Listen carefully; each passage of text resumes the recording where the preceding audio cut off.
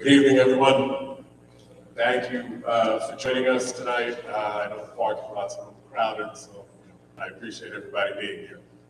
My name is Kevin Miller. I'm fortunate enough to be the administrator in charge of guidance for the district, and we are very excited tonight. This is the first time that we've had an event like this. We have a couple of representatives from the SUNY system here tonight that are going to talk about all the different schools that are there.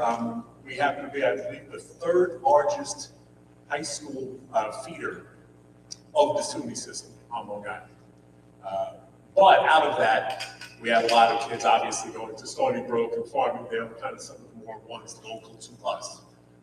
As we know, the SUNY system is a very large system with a lot of different programs, a lot of different schools. So tonight, the representatives are going to kind of give you an overview of the entire SUNY system. They'll also spend some time on financial aid, and then at the end, they'll have a whole Q&A. All right, it is live streamed, so we will have it available later on too. Liz Healy, one of our counsels, is going to come around and hand out some paperwork that you can have and fill out because they will be collecting some information from you. All right, so thank you very much for being here, and without further ado, we'll turn it over to the SUNY reps. Hi everyone, my name is Jennifer Turbio and I'm an admissions recruitment advisor at the SUNY Welcome Center.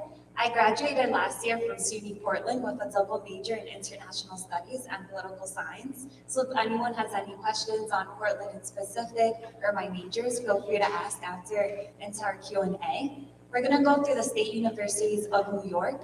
With the SUNY system, we are different than the CUNY system. SUNY is all throughout New York State, and as I go through the presentation, you'll see throughout the different maps how there's schools that are 10 hours away, an hour away. We have campuses here in Long Island, we have different options. CUNY is just within the boroughs. We have 64 individual colleges, so all of our individual colleges, they all have different admissions requirements. We'll go through the testing requirements right now in regards of SAT, ACTs later on in the presentation. But with our individual colleges, it gives students access to different programs, different athletics, anything you might be interested in, and location as well. We also have over 370,000 students. With so many students, we have over 150 countries being represented at SUNY campuses, so a lot of diversity. And we also have a full 3 million alumni. With our different alumni on SUNY campuses and off, a lot of them come back. Example me, I came back and I'm still working with the SUNY administration. So a lot of great connections. You get connections with scholarships, internship opportunities throughout your undergraduate degree, but you also have opportunities upon graduation, getting jobs, and excelling in other programs or recommendations. We also have over 4,300 undergraduate programs. With our undergraduate programs, this goes from liberal art fields to pre-professional pathways. If you're interested in something like business or a program like nursing, we have a lot of different opportunities. We also have 46 honors programs. All of the honors programs are at all of our four-year institutions, but they're all at some community colleges as well. If you're interested in something like Nassau or Suffolk Community College right here in Long Island, some offer honors programs as well. We also have course sections available online. Our course sections available online targets mainly non-traditional working adults that don't necessarily have time to schedule in a specific class but want it online. But this also works for our traditional students if you want a form of remote learning. And we also have transfer paths. Our transfer paths go from 2-year community colleges to our 4-year institutions. So if you're someone interested in going to Suffolk or Nassau Community College right here, and then transferring to a 4-year institution, going away and dorming, you have the opportunity. But we also have transfer paths between SUNY schools and private institutions as well. Then we have our internships and co-ops. I always say internships are the most important part of the student's career. There's so much that goes on while you're a student, but this is one of my favorite things that I took place in. With internships, you really get that work experience.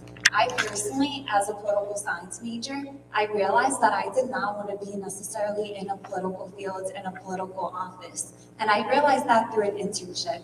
And I loved my internship experience. It doesn't take away. But I just realized I didn't want to do that for all my life as a work experience.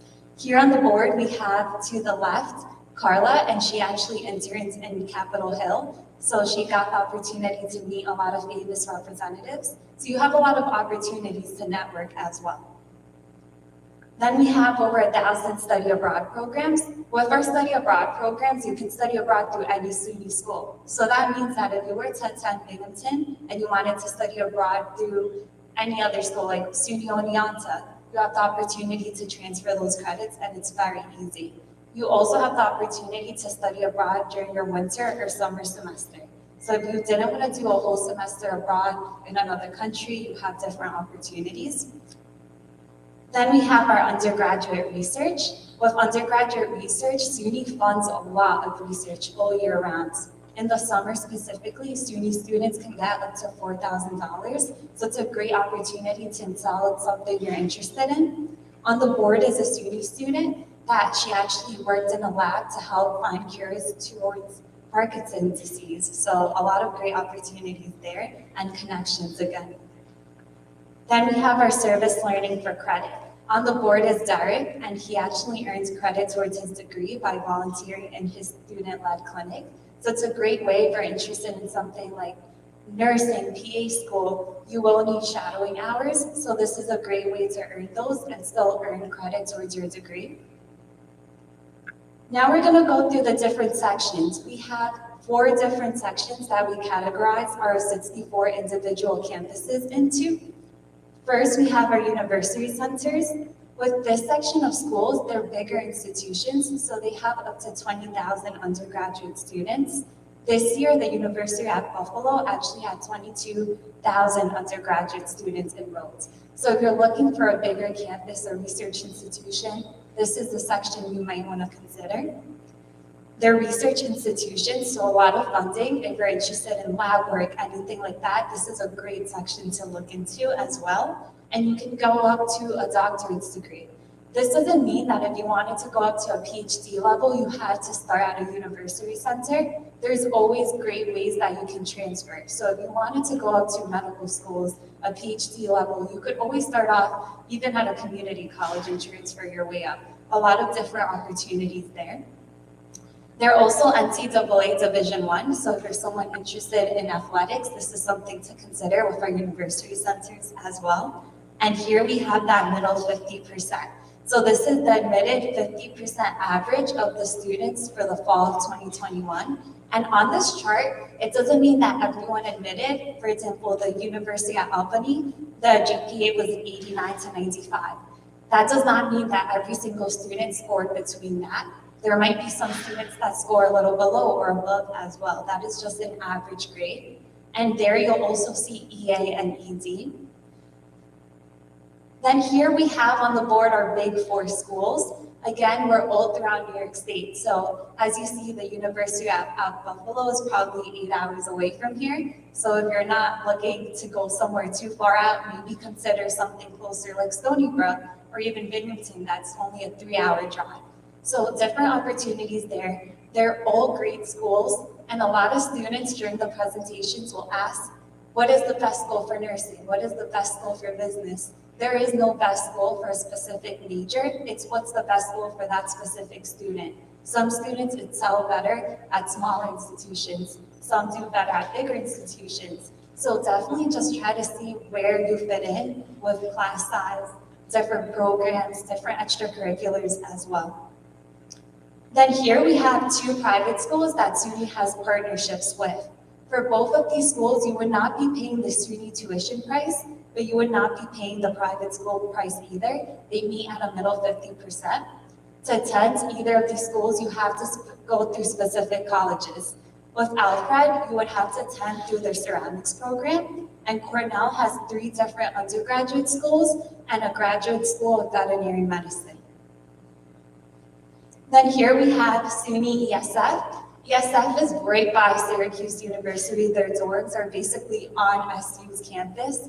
So they participate in a lot of different activities with Syracuse University. So if that's a campus that you're interested in, I definitely would consider ESF because it's like attending Syracuse at a cheaper price. With SUNY Poly, they have 2 different campuses.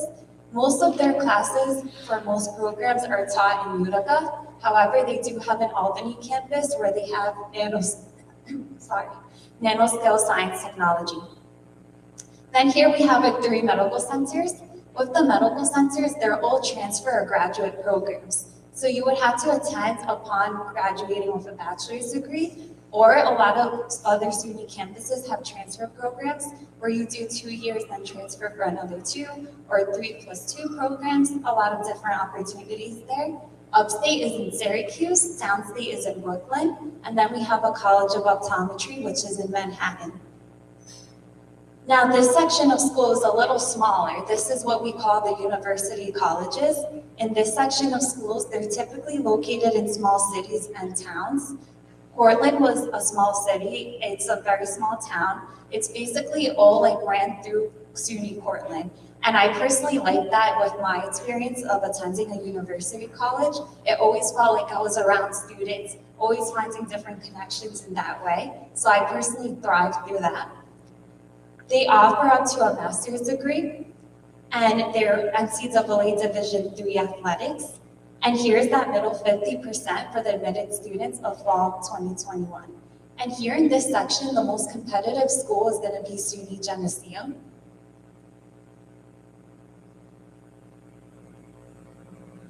And then here's a map of all of our university colleges. As you can see, we're all throughout New York State. Some campuses within this section that are near here would be Old Westbury.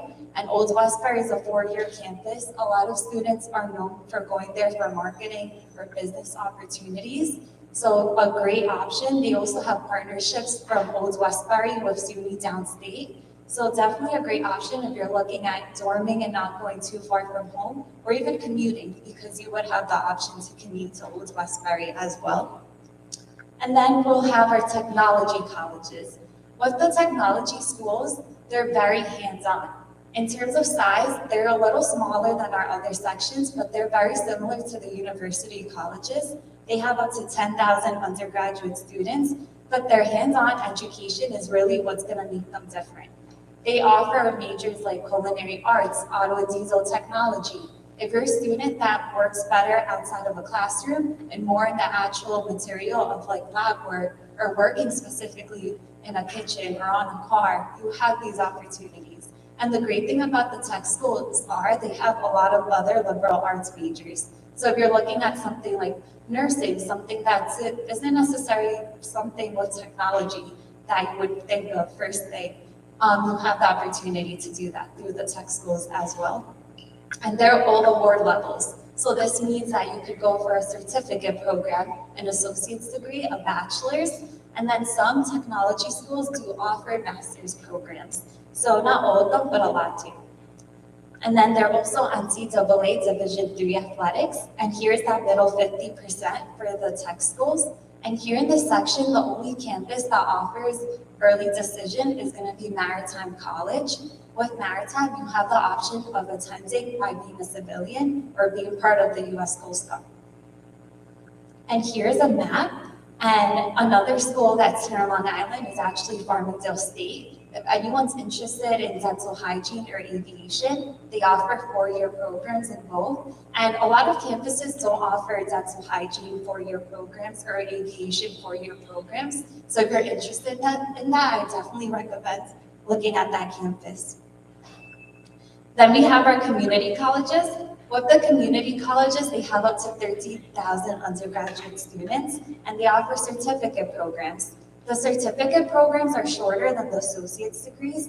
They can take up to a couple of months. It just depends on the program specifically.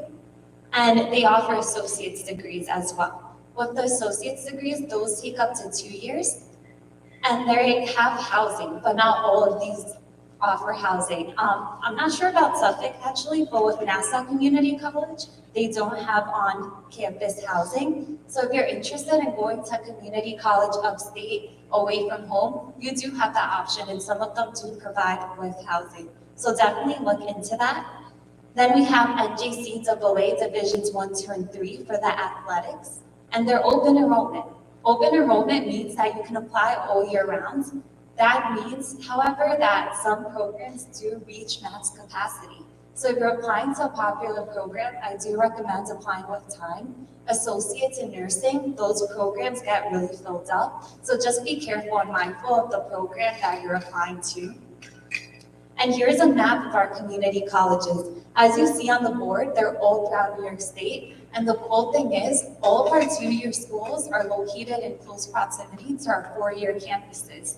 So for example, I went to SUNY Cortland. Tompkins Community College was probably a 10-minute drive from SUNY Cortland's campus. So if you ever wanted to attend a 2-year school and then transfer to the 4-year school, it's very easy, and sometimes you can even stay in the same area that they offer dorming. And now the only community college I'm gonna touch base on is gonna be FIT. With FIT, it's located in Manhattan, and it's the only community college that we have that you may graduate with a bachelor's degree from. And now we're gonna quickly go through our 4 steps to enroll. It's really important that you start doing your research now. Are most of you juniors in here? Yeah? So as juniors, now you have the perfect time to do tours. Even if you can't do an in-person tour, there's so many ways to do virtual tours. Make sure you look at the location of where you want to be. We have schools like Fredonia that are 20 minutes away from Ohio. So if you do not see yourself far away, look at options within Long Island or Westchester County. There's also central New York schools that aren't too far away. So it's important that you start looking into that. And after August 1st, you can start applying for admissions. That's when our applications open up. And you have the option of applying through the Common App or the SUNY app portal. We don't have a preference of which portal you use. I always say, please discuss this with your counselor, see which portal they prefer. Typically, if a student's applying to both SUNY and private, they'll go through the Common App, but definitely discuss that with your counselor. Now, SUNY was test optional because of COVID until the summer of 2024, and now this test optional policy has been extended, and it's been given up to the individual campuses to decide what they want to do with this test optional policy. So typically on the application, it will ask you if you wish to have your standardized test scores considered as part of your admission process. And if you felt like your SAT or ACT scores were an accurate representation of yourself, you may select yes. If you felt like they weren't, you may select no. However, this does not apply to all bachelor's programs. So I recommend looking at the individual SUNY campus that your student or you as a scholar are interested in and looking at the campus. You could always do one-on-one appointments with the individual college campus advisors. So I definitely recommend making an appointment or sending out an email even if you're not too sure on what to do. Next thing we're going to talk about is EOP. The Educational Opportunity Program is an academic program that helps students get into specific individual campuses if they don't have the GPA or SAT, ACT scores to get in. With EOP, they also help financially with books, and they also provide with a grant. But mainly it's the academic support, the mentorship that they provide students, and the tutoring as well. But to qualify for EOP, you have to qualify academically and financially. This is the financial guidelines to qualify. And now your next step is going to be to complete your admission and then start to see. Completing your application is important. If you want to apply early action to a campus, those deadlines are November 15th. So definitely start to think of your different options. I always recommend applying early action because it's not a binding agreement. It doesn't hurt to have your application in earlier. It can benefit you to getting in and earning other merit scholarships as well. With early decision, applications are binding. So if you apply early decision to a campus and get accepted, you do have to attend regardless of the financial aid package you may receive. And then by May 1st, you'll start declaring your intent to enroll. So now we'll go through what's next. And this is one of my favorite tools to use with SUNY's website. If you go on suny.edu, there's a ton of different ways you can search through different programs, different virtual tours, campuses. But if you go on suny.edu/majors, you can search and filter out different keywords, different degree levels, and different campuses that you wish to study with in terms of programs. Here, for example, they use entrepreneurship as the keyword, and when they hit search on this website, it brought up all of the programs under that keyword. So I always recommend students do this because within our system, we have over 4,000 programs. So you want to make sure that you review all the different options of what you can study, and you also review which campuses have that program. And then once you hit that plus sign, it will, on that specific program there, it will show you which campuses offer that. So I definitely recommend doing this. You can also do it by campus. So if you aren't too sure, you're still undecided, and you're not sure which programs or keywords to enter, and you wanted to go to a specific campus, you can just select, for example, University of Albany under that campus list, and it'll just show you all the programs offered at that individual campus. And then we'll have more search tools like study abroad programs, campuses, athletics, all on that same website. So definitely a great tool for you to use. And Julietta, through the financial aid part, will also talk about Smart Track. It's another great site that you can also utilize. Visiting a campus, again, I really, really recommend. If you click on visit a campus, you can do it through all of our different individual campuses. Here I put up Buffalo State's page as an example, and on this page you can see you can do a one-on-one appointment, a virtual tour, a student-led virtual tour, or an in-person tour. So I definitely recommend arranging these to visit. Now I'm gonna pass on. Okay, sorry about that. That side is gonna come back up for you to see. I'm gonna pass the mic now to Julietta, and she's gonna go through the cost of attending a SUNY school and financial aid. Thank you, Jennifer. And thank you everyone for coming. Okay, again, my name is Julietta Schifino, and I'm going to talk to you about financial aid now. We have a series of events going on throughout the year, virtual and in person. So if you want to attend another type of program, another financial aid event, we help fill out the box up, or anything else, check out our website and you'll see the events that we're having throughout the year. We'll have a series of financial aid events coming this summer. So what are the topics that I'm going to cover today is college costs, sources of aid, how financial aid is determined, how each college comes up with a financial aid package to give each student, and I'm also going to tell you how to apply for financial aid, and finally, I'm going to talk to you about this wonderful initiative that we have at SUNY that Jennifer talked about as well, which is the SUNY Smart Track program. So college cost, right? You're all juniors in here? Are there any seniors at all? Oh, so there's a few, okay. So you're probably started already with this process of seeing how much college costs, right? And the long bar on the bottom there, what you see is 1 year for a student to attend a private school. These are national averages. So this is about $55,800. The next one above it is for a student to attend a state university, but out of state. So let's say you're a resident of New York, but you want to go to school in New Jersey, Connecticut, Pennsylvania.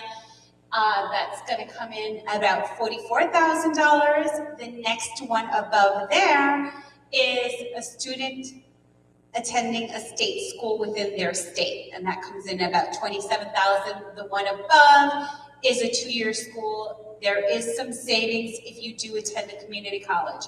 So that is what you're seeing there. SUNY comes in right at that national ballpark of $27,000. So you see the first thing you see there, the cost that you see is the entire cost of attendance. So everything a student needs to go to school for a year is included in that number. You have tuition and fees, room and board, books and supplies, transportation, miscellaneous personal expenses, okay?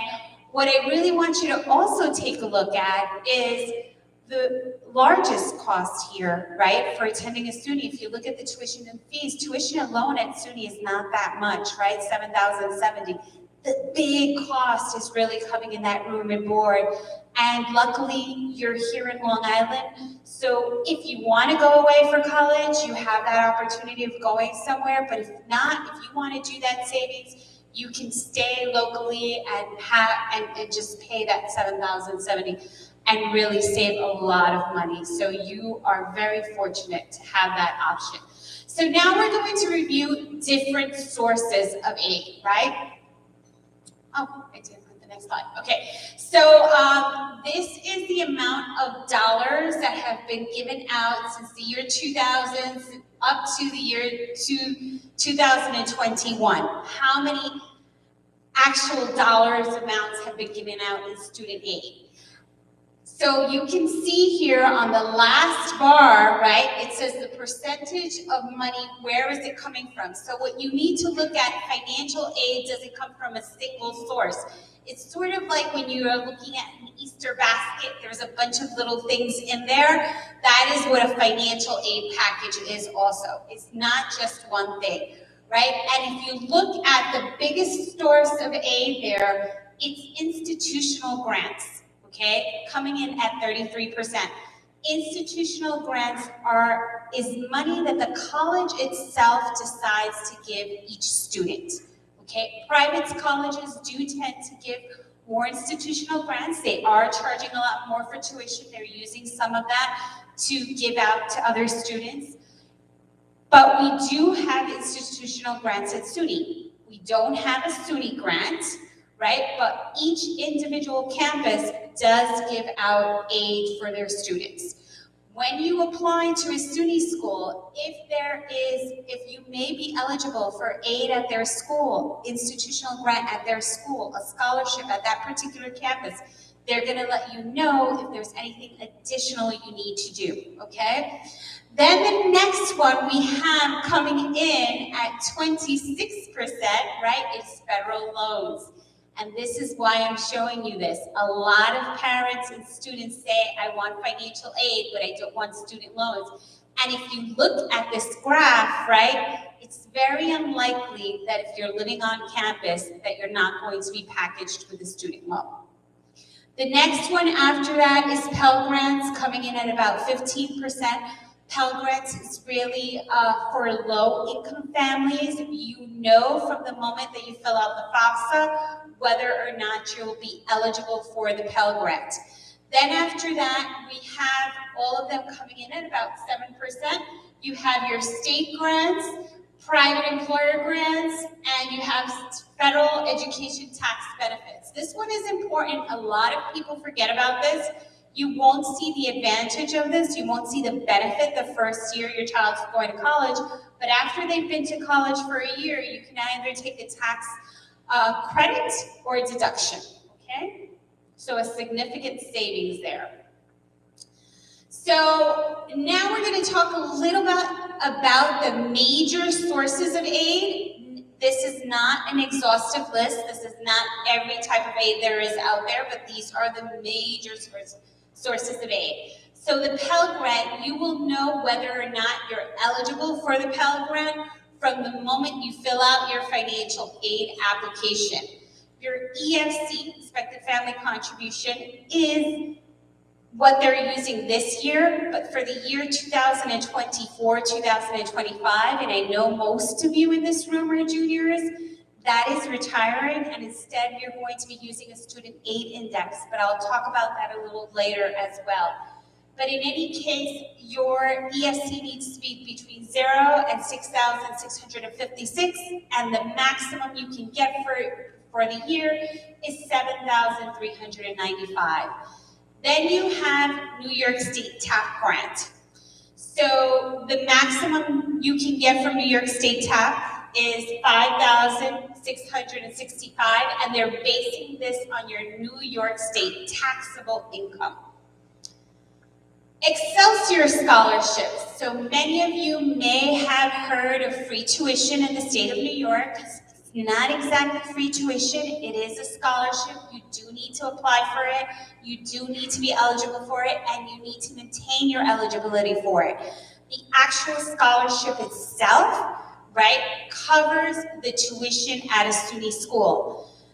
The scholarship alone is $5,500. That's how much it's worth, right? But I just told you the tuition at SUNY is $7,070. SUNY will cover that difference, and they're going to give you a credit. So you won't have to actually pay for the tuition, but you will see those charges, and you'll see the credits that you get. How do you know whether or not you're eligible for it? You know, and those of you who are starting school in 2024, they're going to base it on your 2022 tax return. So the one you just filled out yesterday, hopefully, because yesterday was the deadline, right? So you'll know whether or not you're eligible. The income is, they're looking at your adjusted gross income, and your adjusted gross income needs to be $125,000 or less, okay? And you need to be a New York resident, attend the SUNY school. That is it. SUNY or CUNY. But that is it. That's all they're looking at. Now, in order for the student to maintain their eligibility, the student needs to accumulate 30 credits per year, okay? Ideally, the student should be taking 15 credits in the fall, 15 credits in the spring to that 30.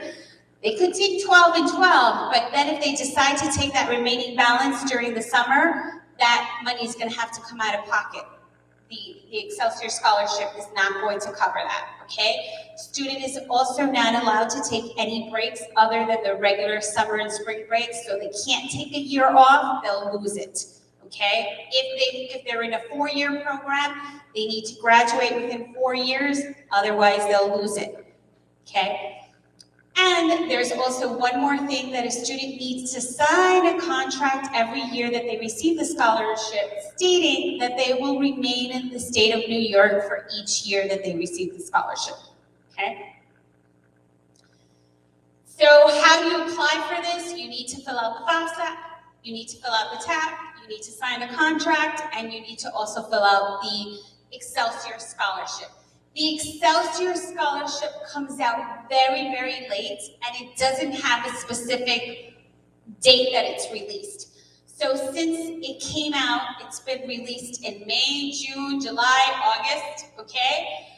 Normally the deadline is 2 months after the release date. So you really need to be on the lookout for it, because you do not want to miss that deadline. If you do miss the deadline, it doesn't mean that you won't get any aid, but you won't get aid for that semester. So you could apply for the following semester, but you'll lose the aid for the fall semester, okay? Here is a place where you can sign up to get information, updates on it, HESC.gov. Excelsior. Also, if you're anytime you attend any of our events, we will also send you an update once that is released. The New York Dream Act, this is not extra aid, okay? This just allows students that were not eligible to receive state aid in the past. Now they're eligible to receive it, but they need to fill out the New York Dream Act. So this can be either out-of-state students that have been attending a school in the state of New York, or undocumented students who have attended a high school for 2 or more years and graduate, or received a GED and graduate. So that's the eligibility criteria. It's the same thing also for a student to be eligible for in-state tuition at SUNY. So just for being a New York State resident, you are getting a significant discount on the SUNY tuition. If you're an out-of-state resident, that $7,070 is closer to $16,000, so you're getting a significant savings already from being a New York State resident. If parents, you decide to move out of state, right? This happens a lot of times, that parents are waiting until their child graduates and then they want to move, but they're worried about their child losing the in-state tuition. If they graduated from a New York State high school and were here for 2 or more years and graduate, you don't lose the in-state tuition. And the student will also have eligibility for state aid, but they need to fill out the New York Dream Act application, okay? Federal work study, this is another type of aid. This is federal aid. There is a question on the FAFSA asking students, are you interested in federal work study? Students should answer yes, even if they're not sure about it, because you could always reject it. okay? The federal work-study program, the way it works, you work 12 to 15 hours a week on campus, and they will give you a paycheck for the hours worked, okay? So you're not gonna get a check in the mail, you're not gonna get a discount on your tuition, what you're gonna get instructions, how do you get a federal work-study job, and then when you're working, you're gonna get paid for those hours. Student loans, remember this one. This one is the maximum amount, pretty much, right? After institutional grants, this is the most aid given out on a yearly basis. These are direct loans that go in the student's name. It is the student's responsibility to pay back these loans. The student does not need to pay back these loans until they graduate, and even after they graduate, they get a 6-month grace period before they need to make their first payment on this loan, okay?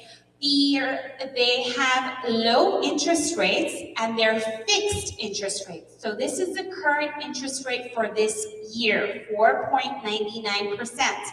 However, the interest rate does change every July 1st.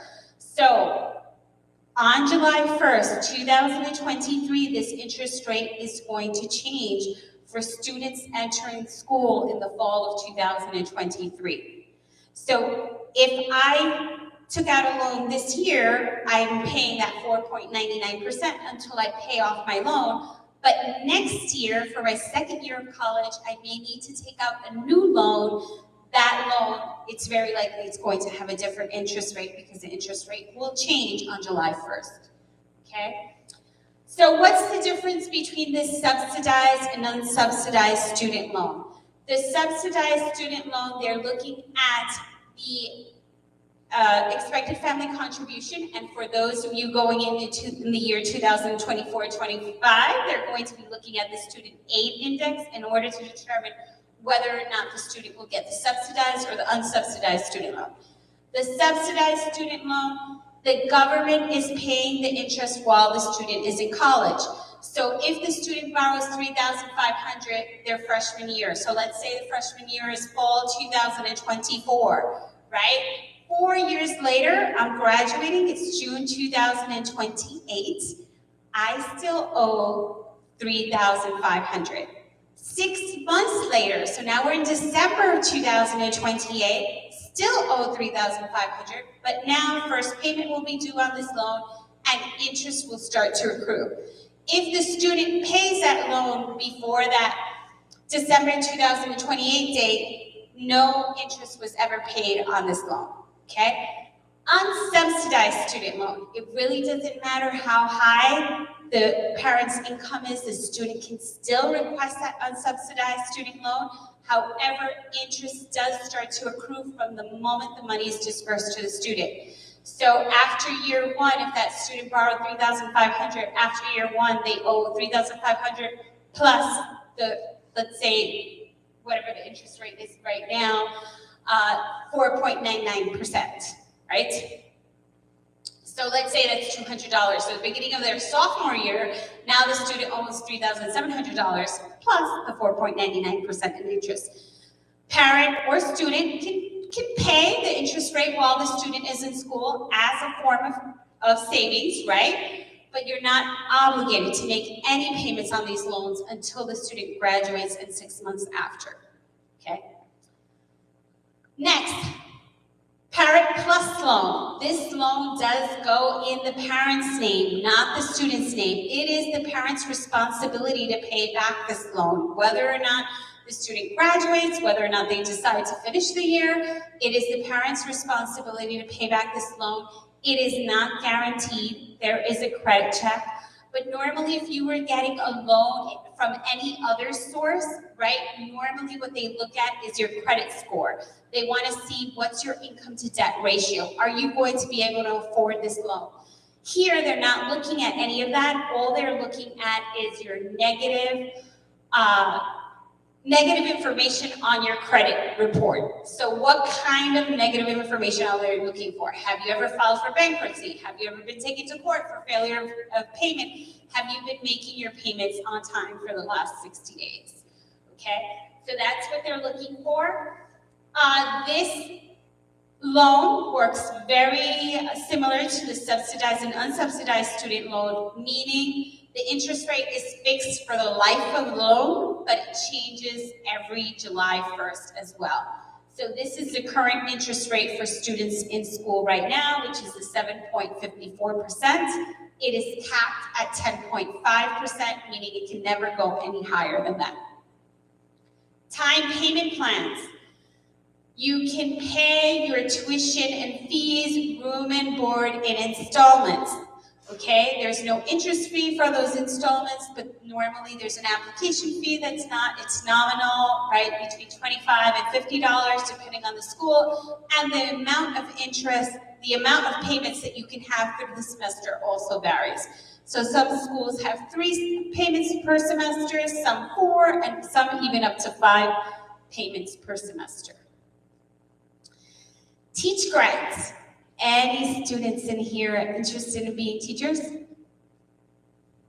Okay, so this is the reason this exists, okay? Because there is a shortage of teachers, especially in the math and sciences or anything that has a lab component to it. So there could be extra money available for you if you're interested in following any of those subject areas. You do need to study in those high need subject areas, and the student does need to make a commitment to work in a low income community for each year they receive the Teach Grant. There are low income communities all over the state of New York. There's no need for the student to have to move from where they are in order for them to fulfill their commitment. If you want to find out more about this, you can go to studenta.ed.gov to find out more information. Then we have the STEM incentive program. This is for students interested in studying science, technology, engineering, or mathematics. The student does need to graduate in the top 10% of their class in order to be eligible, and they need to study in the STEM field, okay? And while it covers the student's tuition, while they're in college, they need to maintain a 2.5 average. And once they graduate, this comes with a 5-year commitment that the student not only needs to live in New York, but needs to work in New York in the field that they studied, right? So if the student studied in biology, the student will need to work something that has to do with biology. So if the student graduates and decides, I don't want to do that anymore, I didn't really like it, let me go into banking, it's going to have to pay that money back. Student decides to move, let's say, to Florida, got a job as a biology research assistant, will need to pay back that money if they move to Florida, okay? Scholarships, okay? There is no limit to the different scholarships you can apply to. You cannot receive more money than the cost of attendance, right? So the cost of attendance, let's say at SUNY is $27,000. You can't receive more scholarship money than that, but you can receive up to that $27,000. One more thing I do want to say about the Excelsior Scholarship. It is a last dollar scholarship, okay? So if you did receive the Excelsior Scholarship and it's going to cover your tuition, if you get other aid and that other aid doesn't say for non-tuition purposes, they're going to take that money first to pay your tuition, and the Excelsior will only pay the remaining balance. So if you know for a fact you're eligible for the Excelsior and you know based on your income, then you want to start looking for scholarships that say for non-tuition purposes, okay? Here are a couple of search engines that you can use for that. There are many, many more search engines out there besides this one. I would just let you know, please be careful. Never provide your social security number. They don't need it. And never provide your credit card information if you're using a search engine, okay? The way these search engines are getting paid is by having your email address and allowing advertisers to send you promotions of all sorts of kind of things. Some of them may be good, okay? So how is financial need determined? Okay, so There are a number of changes that I've mentioned, right, that's coming up for the year 2024, 2025. I know some of you raised your hand that you're seniors. So for this year, they're still using the expected family contribution. That doesn't mean how much you're going to have to pay for college. That just means what the college is expecting the family's minimum contribution is going to be. So the higher the EFC, the less aid the student is going to get. What does the school do with this EFC? They subtract it from the cost of attendance and they come up with the family's need, and they're going to try to give the family a financial aid package to cover that need. What's going to happen in 2024, 2025? This EFC is retiring. The financial aid application, the number of questions is going to be significantly reduced from 108 questions currently to 36 questions. And the EFC will be replaced by a student aid index. The government is going to release a chart based on the family's income, based on the number of people in the family. It will tell you this is your expected aid. So you know how much aid you will be able to expect before you fill out the FAFSA. It doesn't mean you won't need to fill out the FAFSA. It just means that you'll know how much you're expected to get.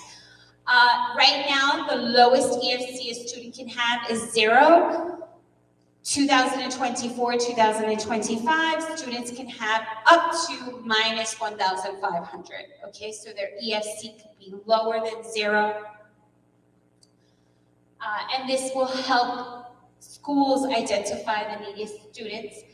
And finally, there's one more thing I wanted to say about this. No. Okay. We're moving on now. Steps for applying to financial aid. Okay, there are 7 steps to applying for financial aid. 1 is create, I'm going to go over each one of these. 1 is create the FSA ID. 2 is collect information. 3 is to fill out the FAFSA. In 2024, 2025, the FAFSA is not going to be released until December 2023. Okay? Number 4, complete your state application, which is TAP. Number 5, watch for your student aid report. Number 6, communicate with your financial aid office. And finally, the last step, and this is only because it comes out so late in the academic year, is to fill out the Excelsior application. So for 1, studentaid.gov, this is where you will go to request an FSA ID.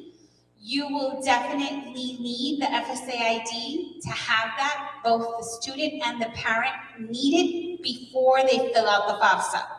If you've ever filled out a FAFSA before, you could ask for it, you could request it instantaneously while you were filling out the FAFSA. You will no longer be able to do this.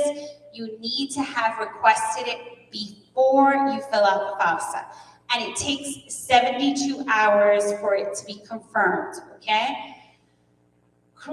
So in order for you to create an account, remember that both the student and the parent need to create an account, okay? So you go to this website, they're gonna ask you to put your name, social security number, mobile number, and also email address, and then make 5 security questions for yourself. You can use the same one. Good question. If you're a parent and you have one already because either you went to school or you have another child that's already been to college, that FSA ID is yours for life, okay? You may need to reactivate it, but you can still use it. Collect information, so you're going to need basically income sources, right? What money, what did you make in 2022? This is what they're going to want to know, right? So parents, social security numbers and dates of birth. If parents do not have social security numbers, they can still fill out the FAFSA. They will just put zeros where the social security numbers should go. If you filed a tax return, you're going to need that, your 1040. If you have a W-2, you're going to need that. You're going to have to also know what your assets are, okay? You do not put the value of your home on the FAFSA, nor do you put anything that you have in retirement accounts, okay? But anything else you have in savings. 529s are considered investments as well, but they go under the parents' investments, not the students' investments. If the student has a driver's license, they can put that number in. If not, it's not necessary. They can continue on to the next question. And if the student is not a citizen, they do need to have an alien registration number in order to fill out the FAFSA. Complete the FAFSA. This is the website where you will go. Remember that this will be released in December of 2023. Next, once you complete the FAFSA, there's going to be a confirmation page. It's going to say, congratulations, you have completed the FAFSA.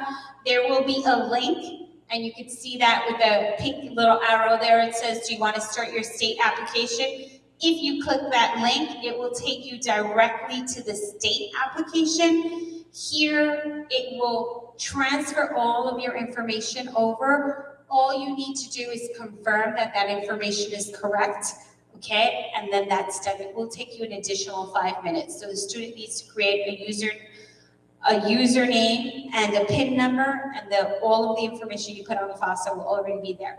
This year, the FAFSA will allow, for the year 2024-2025, will allow students to put up to 20 colleges in the FAFSA. The TAP application will take the first college in the state of New York. Do not worry about that, because you have until May 1st to decide what college you're going to. And you do need to put your college ID number in the TAP application. So you have plenty of time to go change that information. Number 5, watch for your student aid report. You should receive your student aid report 3 to 5 business days after you submitted your FAFSA. Let's say you did put 20 colleges on that FAFSA, the 20 colleges that you put in are also receiving that same student aid report. Number 6 is to communicate with your financial aid office. Remember that you're using financial information from 2022. Your child is going to start college in 2024, going on to 2025. Almost 3 years have already gone by, right? Your financial circumstances could have changed. If your income went up, do not call the school and let them know that your income went up. They're going to figure that out, make the appropriate changes the following year. But if your income goes down, you need to let them know, because there's no other way that they can make a modification to your student aid index, okay? Number 7 is to apply for the Excelsior. Again, the only reason it's the last part is because it comes out so late in the student year. SUNY does not use the CSS profile, but some scholarships and private schools, some private schools do use it. You do need to pay for it for $25 unless your income is less than $100,000, okay? $25 it costs to create the profile, and for one school to get your information. For each additional school to get your information, it costs $16. SUNY Smart Track. This is a wonderful initiative that SUNY has. Okay, this is a financial literacy tool that all of you have access to. It is absolutely for free. So if you go to our website, suny.edu/SmartTrack, this is what you're going to see. If you scroll down, it's going to ask you if you're a student, an adult learner, if you're a current SUNY student, and then you create a username and a password, and you're going to have full access to this website. This really, really is a wonderful website.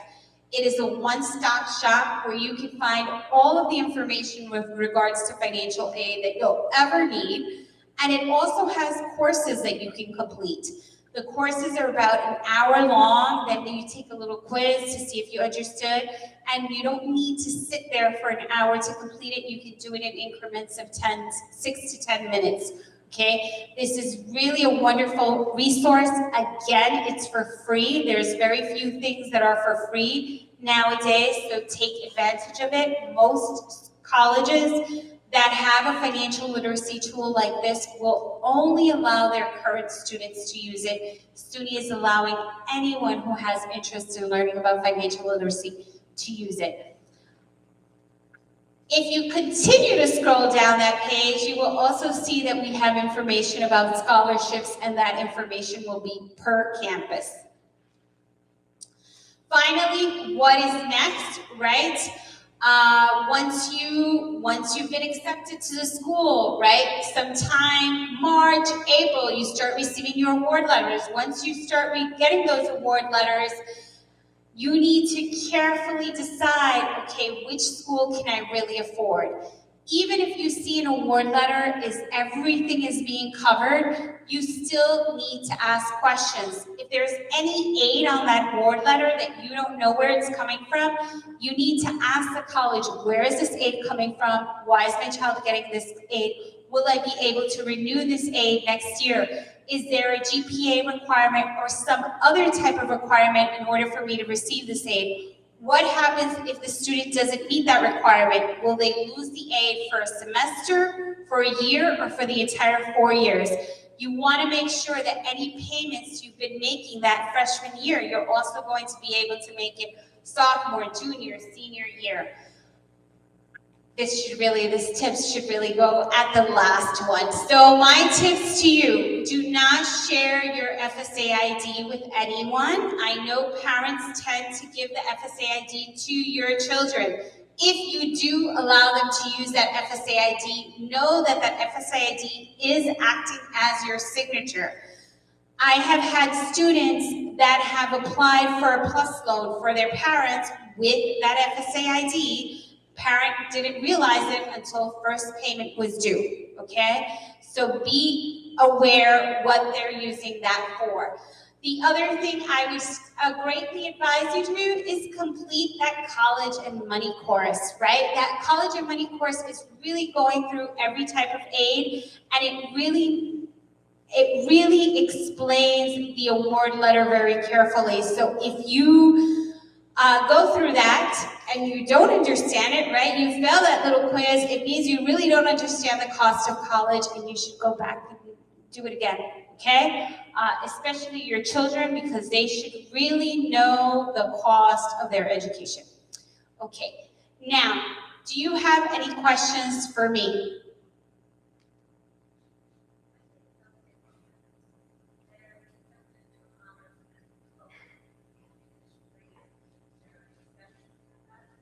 No, are they going to get extra money? Oh, that is a good question, but unfortunately not. So the question, I don't know if everybody heard, if the student gets accepted into an honors program, finishes in 3 years, excellent, instead of 4, will they get anything extra? And the answer to that is no, but there is a significant amount of savings, right? Because you've already saved that $27,000 cost of attendance from going in 3 instead of 4, okay?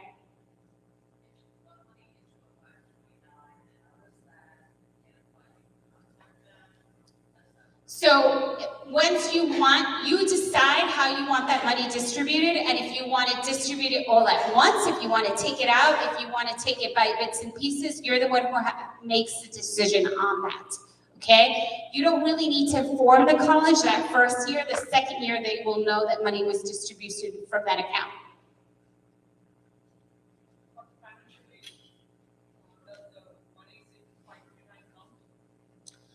It is included in the FAFSA as under parents' investments.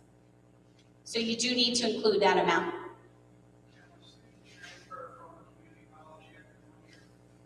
Yes, they can.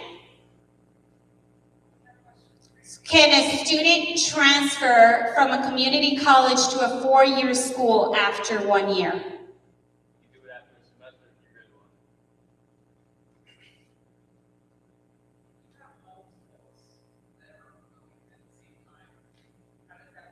Okay, so in the past, right, that was taken into consideration. Moving forward to the year 2024-25, how many people, how many children in a household are in college is actually being eliminated as one of the factors they're taking into consideration to decide how much aid they're going to give.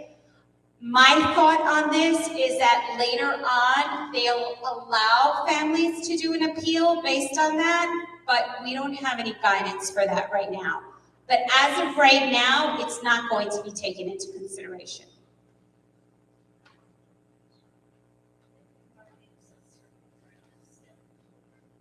No, so both the STEM and the Excelsior cover tuition. The STEM, however, is not a last dollar scholarship. So if the student did get a STEM, they can get any other aid that's given to them. They can use it towards, except for TAP, because TAP also is only for tuition, but they can use any other aid for whatever their needs are. The only thing to be careful about that is that the STEM does come with a higher requirement, commitment after college. Not only does the student need to work and live in New York, but needs to work in the field that they study. Okay?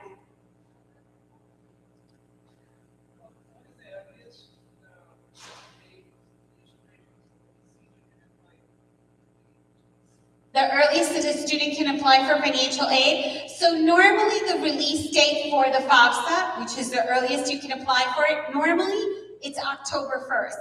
But this year, for 2024, 2025, there are so many changes coming to the FAFSA that the government is not ready for them, so they're going to release it in December of 2023. What day in December, I don't know yet, but it's only for that 1 year.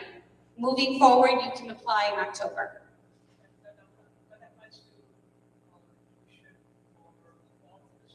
Yeah. So you're applying in December of 2023 for the fall of 2024. August. Mm-hmm. Yes, summer. So right in the middle of summer. Yeah, pretty much it's a year before. Yes. The earlier you apply, the more chances you are to get it. August 1st, the application is released. So if you're very eager, you can do it on October 1st.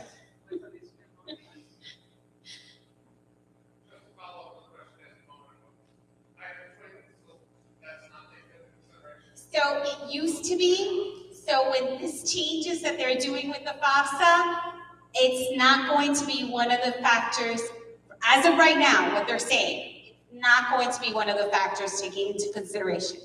However, my thoughts on this, and I've been in financial aid for quite some time, I think that the government was going to allow families to appeal that, meaning that you're going to be able to call the college and say, well, I have two going to college at the same time. Is there something that can be done? And they're going to allow that as a factor. But this is only my thoughts on it. This is not official. They have not released, the government has not released any guidance on what we're doing for the 2024-2025. Supposedly guidance will start being released in the summer. So this summer.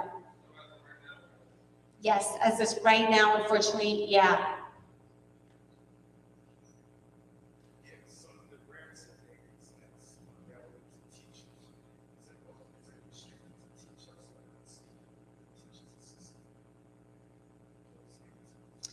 It's pretty much restricted to teachers. Mm-hmm.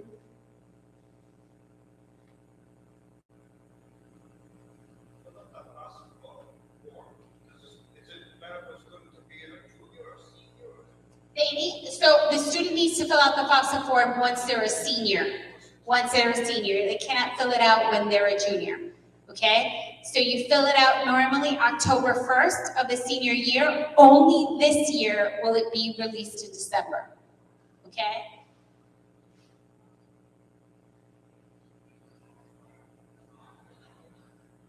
Any more? Oh.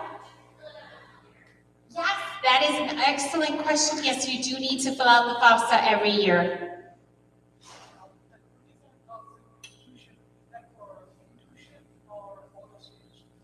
I'm sorry? That's not tuition. That's the entire cost of attendance, okay? No, that's in-state. Out-of-state is a lot more than that.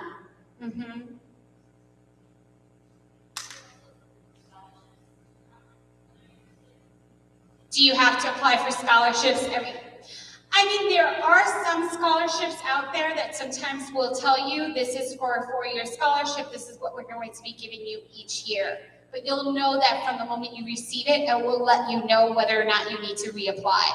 And a lot of those scholarships, sometimes when they're going to be distributed throughout the 4 years, it does normally have some kind of requirement, right? That you need to have a GPA or that you need to take a certain amount of credits each year.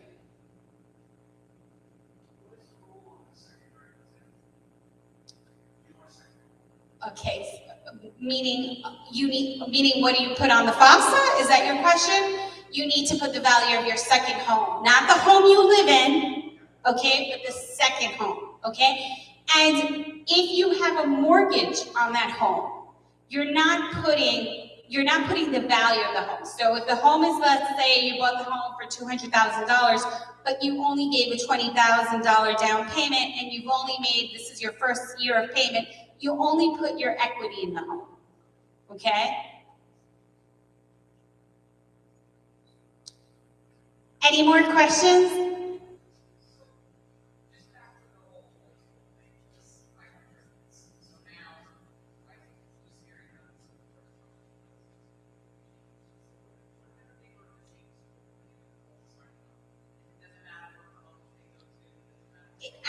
As of right now, no.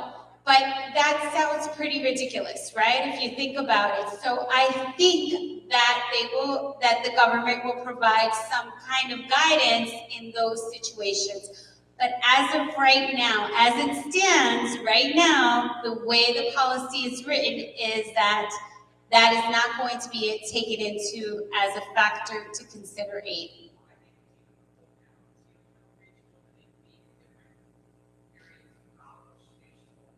Yeah.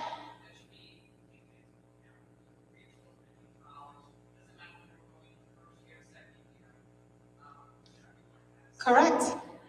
Correct.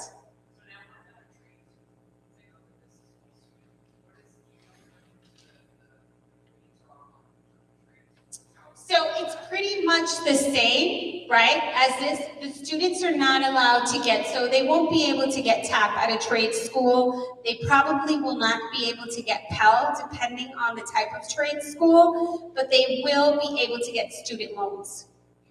So that's what they'll be eligible for.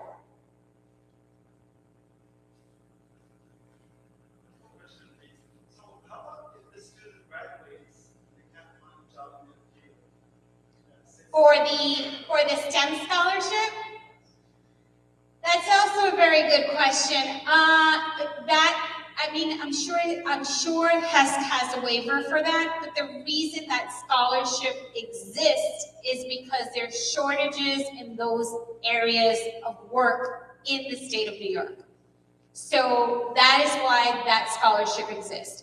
So the thought process is the student will be able to find a job in that area. But I'm sure that HESC gives a waiver for that if the student is not able to find a job. Meaning they're going to give you more time to look for a job. Okay. So all of these financial aid, the student library pays after their... Not all of them. Only some of them do come with something, right? The Excelsior, for example, if the student decides to, let's say once the student graduates, the student decides to go to California for grad school, okay? That's not a problem. That time will be frozen, but the student, once they graduate from grad school, is expected to come back to New York and live 4 years, right? Let's say the student decides, oh, I love it here, I don't want to come back, right? and decides to say that will turn into an interest-free loan. Okay, but the student will need to pay that money back.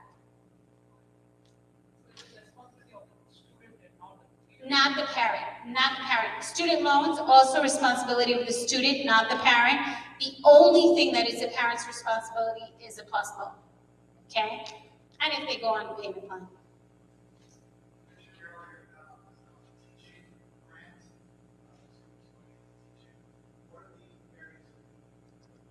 It's mostly math and sciences or things that have a lab component to it. So some computer sciences too are in there. Some tech stuff is also in there. There's a list of what majors can fall in there if you go to studentaid.gov and look under Teach Grant, okay?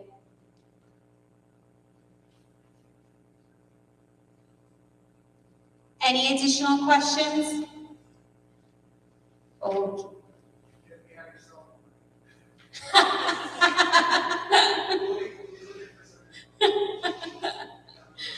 No, but I can share my email. You have my email address, okay? You do have, and if you do email me, right? I prefer that you do put your phone number on it because sometimes parents send me an email and they're not explaining the whole situation. I ask another question and then they emailed me back a week later and I don't remember that conversation. So then I have to go back, and so it's better for me to just pick up the phone and call you and say, okay, what's the situation going on here? That way I can explain to you better, okay?